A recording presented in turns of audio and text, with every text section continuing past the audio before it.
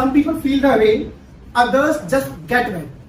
Beautiful evening to respected Jeet sir, Gagan sir, and all my friends. Once again, I'm Deepak Gupta in front of you with my presentation.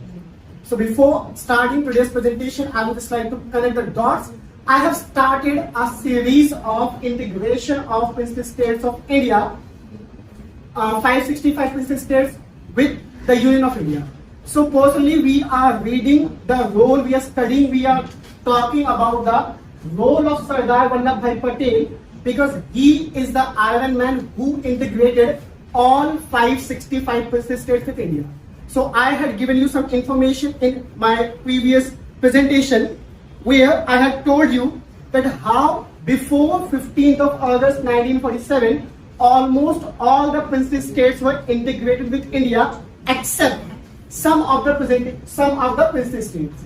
So there were some of the princely states, or the princely states who wanted to integrate themselves with the Union of India, they just had to sign a document which is known as a instrument of accession. It was a document. Signing this document means princely states or kings of the princely states are ready, agree to integrate their territory with the Union of India. So almost all the princely states joined India except some of the princely states, like in Rajasthan there were 3 princely states, one Jodhpur, Bikaner and Jaisalmer. Other in present day Kerala, which is Travancore. And there is a one capital of Bhopal, current capital of Bhopal, Madhya Pradesh, which is Bhopal.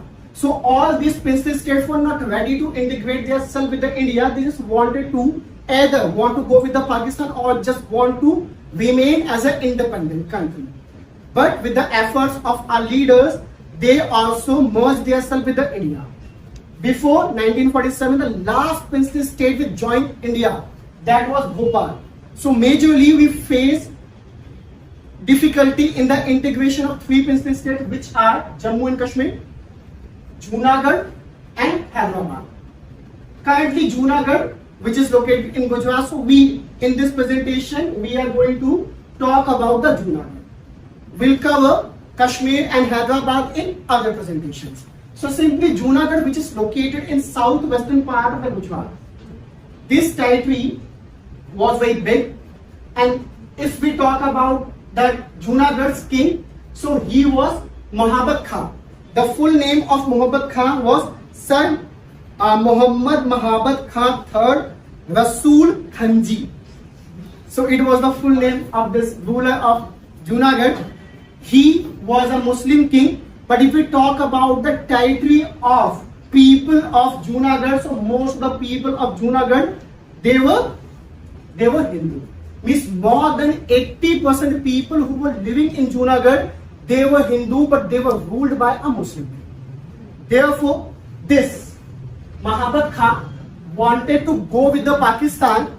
Earlier he wanted to remain independent, but later on he decided that he wanted to integrate his territory Junagadh with the Pakistan. But we cannot accept his ideologies. We could not accept his ideology. So the secretary of Sardar Vallabhbhai Patel, VP Menon, just tried to have dialogue with King of Junagadh. But continuously he was just trying to deny or ignore the conversation with VP Menon. Later on, finally on 15th of September 1947, Mahabat Khan signatured on instrument of accession, means he was agreed to integrate his territory. It was not quite easy. He did not sign on an instrument of accession with India. He signed on an instrument of accession with Pakistan. Means he decided he want to go with Pakistan.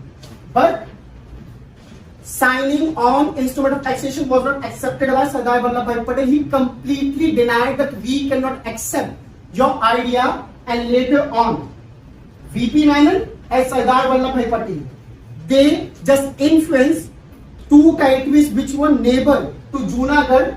Those were Mangrol and Babirabad. So these both territories integrated themselves with the Union of India. When Mahabat Khan got too aware about this, so he started military action on both these territories. But now both these territories were the part of Union of India. Therefore, it was the responsibility of the Indian government. The government started military action just to protect these both territories. So when Sardar Vallabhbhai Patel started military action just to protect both territories, which were Manghol and Babariwar, so later King of Junagadh flee to Pakistan to get refuge from the Pakistani government, means from Muhammad Ali Jinnah. So when he flee to Pakistan, there was a new prime minister. We can see the new prime minister in this picture.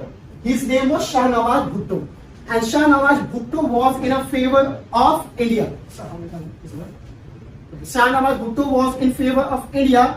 Finally, he convinced that he is ready to integrate his territory with the Union of India. There was a dialogue and there was a conversation between Sardar Vallabhbhai Patel and Shah Nawaz Bhutto, and finally he signature on the instrument of accession. But Sardar Vallabhbhai Patel do not wanted to annex the territory of Junagadh. Means he do not want that in future people will say that India had annexed the Junagadh. Therefore, he conducted plebiscite. Plebiscite, we can also use a synonym which is referendum, means voting. So, as we all are aware, more than 80% people of the Junagadh was Hindu. So, 99.2% people. Here, people has to vote either they want to vote either they want to go with India or with Pakistan. So, 99.2% people voted that they want Junagadh to be integrated with India, and only 0.8% people voted for Pakistan. So finally, on February 1948, Junagadh became the integral part of India. So I would just like to conclude this presentation with a beautiful quote said by Sardar Vallabhbhai Patel, which is, "Manpower without unity is not a strength." Thank you so much for lending your ears. I hope so I add something in your knowledge.